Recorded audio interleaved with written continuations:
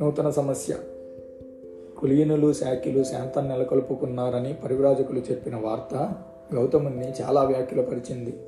ఒంటరివాడై తన పరిస్థితి గురించి, తను పరివ్రాజకత్వాన్ని కొనసాగించడానికి గల కారణాలేమైనా మిగిలి ఉన్నాయా అని ఆలోచించసాగాడు.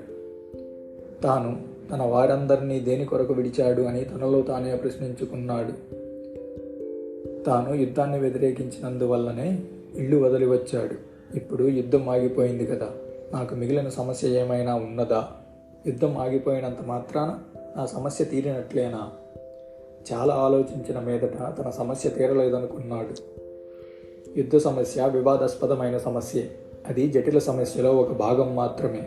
ఈ విధమైన పోరాటం రాజులు రాజ్యాల మధ్యనే కాదు, ఉన్నత వంశీయులు బ్రాహ్మణుల మధ్య, ఇంటి యజమానుల మధ్య, తల్లి కొడుకుల మధ్య, తండ్రి తనయుని మధ్య, సోదరి సోదరుని మధ్య, సహచరుల మధ్య కొనసాగుతూనే ఉంటుంది.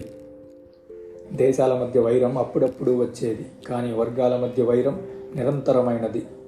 ఈ ప్రపంచంలోని కష్టాలన్నిటికీ మూలం ఇదే. నిజమే, యుద్ధం గురించే నేను ఇల్లు విడిచాను. కులీలు శాక్యుల మధ్య యుద్ధం సమసిపోయినంత మాత్రం చేత నేను ఇంటికి తిరిగి వెళ్ళలేను. ఇప్పుడే నా సమస్య జటిలమైనదిగా కనిపిస్తున్నది. ఈ సామాజిక వైఫల్యానికి తగిన నివారణోపాయాన్ని నేను కనుక్కోవాలి. ఇటువంటి సమస్యల పరిష్కారానికి ఇంతకు పూర్వం నిర్ధారించబడిన తాత్విక సూత్రాలు ఏమైనా ఉన్నాయా? సరూజపర తాత్విక సిద్ధాంతాలలో ఏదైనా ఒక దానిని తాను అనుసరించవచ్చా? తనంతట తానే ప్రతిదీ పరిశీలించాలని నిర్ణయించుకున్నాడు.